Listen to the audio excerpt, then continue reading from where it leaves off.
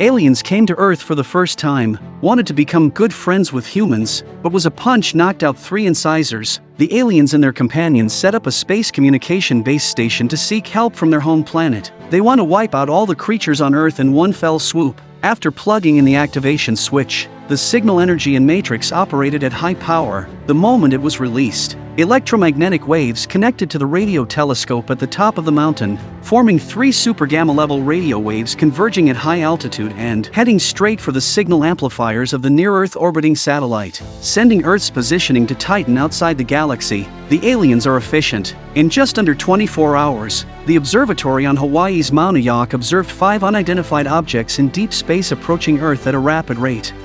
It's a joke, right? This is no joke.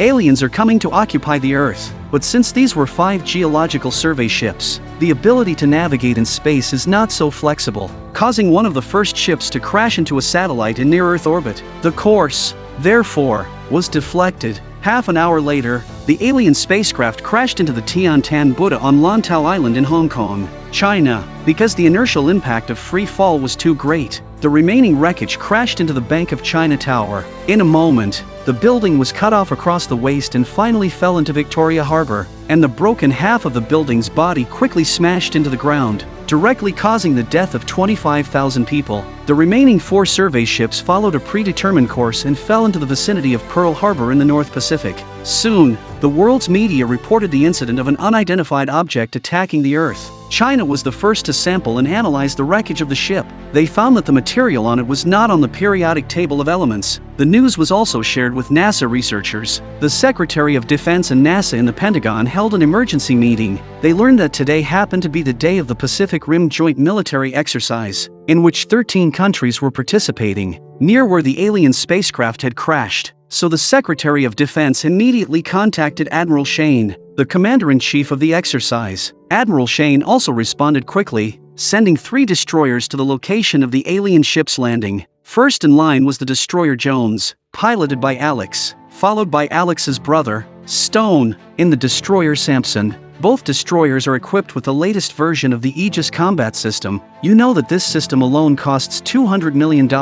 And the last one is the destroyer Myoko from the Japanese Self-Defense Force. It is worth mentioning that these destroyers are all real. Soon, they came to about 7 kilometers from the unidentified object. But the strange thing is, such a big thing, but the radar shows nothing. At first, everyone thought it was a military exercise arranged by Admiral Shane. So they sent a reconnaissance team to find out what was happening. A few hundred meters closer to the unidentified object, you can see that the thing consists of a symmetrical platform structure and a vertical prism. After they tried to communicate to no avail, Alex jumped on the unidentified object and found that the surface material was very much like bronze. The most bizarre or the middle position of the prism. This shape can float on the water is also a miracle. Alex was advised by his companions to stay away, but curiosity drove him to touch it. However, in the next second, a powerful electric current sent Alex flying 100 meters away. Then the 2 symmetrical square platforms gathered a strong ionic wave and rushed high into the air.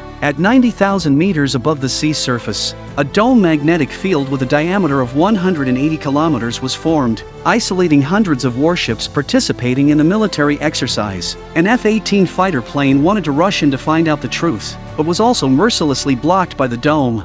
Can see how strong the magnetic field defense. Seeing this situation, Admiral Shane, the fleet commander-in-chief, immediately announced that all personnel would enter the battle ready. Put the force at weapons posture 1. Warning red.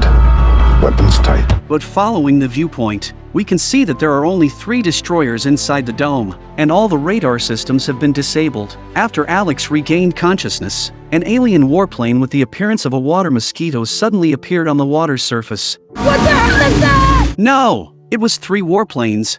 Plus the middle is the platform for putting electromagnetic waves. There are 4 in total. All the people present were dumbfounded. Alex's brother, Stone, the captain of the destroyer Thompson, ordered the helmsman to sound the alarm. I didn't expect the alien warship to respond. Although the alien warship was a survey ship used for mining, it was still very advanced for humans. At that moment, Alex's reconnaissance motorboat finally launched. They launched an attack on the aliens. If it weren't for the small target, which was not easy to lock, Alex's team would have been killed. Seeing this scene, the distant brother ordered the helmsman to go to the rescue with full horsepower. Unfortunately, they were discovered by the aliens in the process of action. Dozens of shells were fired in a parabolic trajectory toward the Thompson destroyer. Although most of them were intercepted by the dense array of close defense systems, one was missed. After a simple adjustment, Stone attacked again, creating a chance for Alex to escape. Unaware that he was already in danger,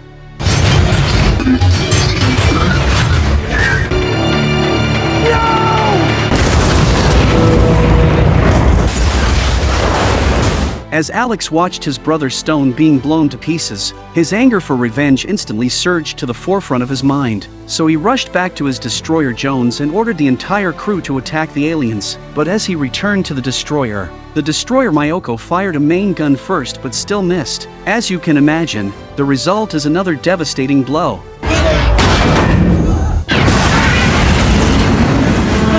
Alex, who saw all this, planned to fight the aliens to the death. But the weapons system on the destroyer Jones temporarily failed and could not attack. Alex said loudly, "Cannot attack," then directly rammed through. It seems that the pain of losing his brother just now also made Alex lose his mind. At the last minute, the crew woke him up. There are sailors in the water, sir! Since there were still survivors on the Mayoko destroyer, Alex had to order to rescue them first. After the aliens on the other side analyzed that there was no threat, they withdrew their weapons. Taking advantage of this opportunity, Alex rescued the survivors from the destroyer of Mayoko destroyer. They had expected to catch their breath, but they didn't expect the top of the prism that stood there to open up. Inside, the three metal wind and fire will suddenly ejected towards the air. Their target was clear, and it was the threatening military base inside the dome. Oh shit.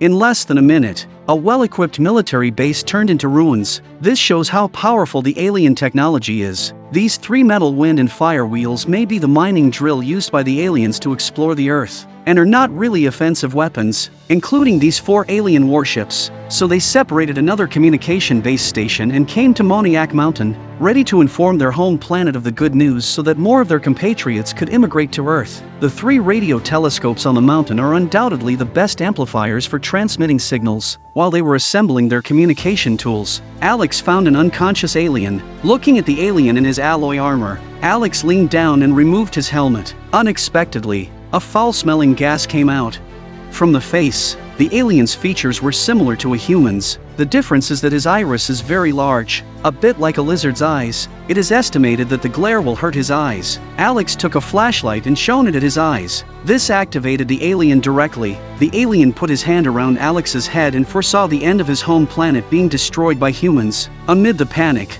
there was an explosion behind the group, and the aliens' reinforcements arrived. After saving their companions, they did not continue the attack but quickly left, because it was more important to send the news that humans were in danger back to the home planet. At that moment, a call for help came over the radio, and one alien still hadn't left. His goal was to destroy the engines on the destroyer. The crew rushes forward to stop him, but they are no match for the alien. In the nick of time, Alex appears and draws the alien to the deck.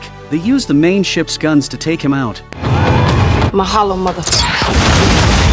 This angered the aliens. At night, they sent 2 ships toward the destroyer Jones and attacked like a ghost. The first attack was fully blocked, but the destroyer Jones had to counterattack immediately. Otherwise, the consequences would be unthinkable. Slide him up, Captain Nagata. Fire! Oh shit, the hits are hit! Amidst the cheers of everyone, another alien warship approached. Its trail were so strange that it was impossible to pinpoint its target, apparently having learned from the last 2 ships. But Alex had an idea of how to deal with it, so he ordered the helmsman to steer the destroyer Jones towards the reef and had the crew load all weapons. After everything was ready to go, the alien warship caught up with them. As the dawn sun shone on the control cabin, Alex and Captain Nagata simultaneously pulled the trigger on their sniper rifles and precisely shattered the glass. The blinding sunlight caused the aliens to lose their vision for a moment. The destroyer Jones immediately opened fire.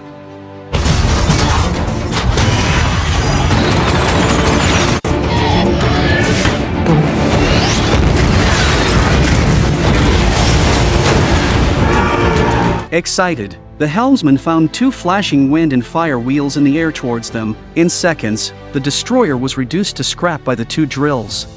And the crew had to jump into the Pacific Ocean. Alex and Nagata also jumped.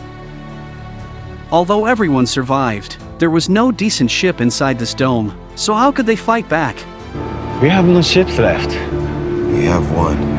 This ship was the battleship Missouri. It was built by the US Navy in 1944 and fought in World War II, the Korean War, and the Persian Gulf War. It was the site of the signing ceremony for Japan's unconditional surrender at the end of World War II. It has been weathered for over 70 years and is now used as a museum. But today, he must become a battleship and fight again. The veterans who came to Alex here were all real people who had served on the ship back then. What do you need, son? Need to borrow your boat. After a simple repair, I did not expect this old antique is still strong. They soon arrived near the alien battleship. Both sides immediately launched a spectacular firepower duel. This part can only be enjoyed by watching the original film. If you like to go see. We are gonna die. We are gonna die. Drop it now! It's not today.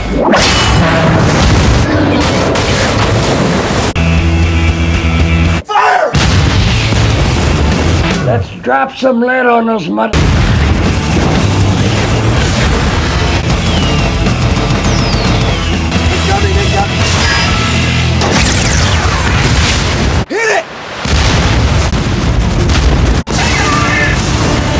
The powerful alien warship cannot withstand the continuous attack of armor-piercing bullets. After seeing the disappearance of the dome in the sky, Admiral Shane immediately sent all the fighters to support. Meanwhile, the aliens on Moniac have sent a distress signal to their home planet. Just as Alex is about to fire the last high explosive at the top of the mountain, there are still 3 wind and fire wheels in the wreckage of the alien warship. Faced with a dilemma, Alex ordered the launch to the top of the mountain.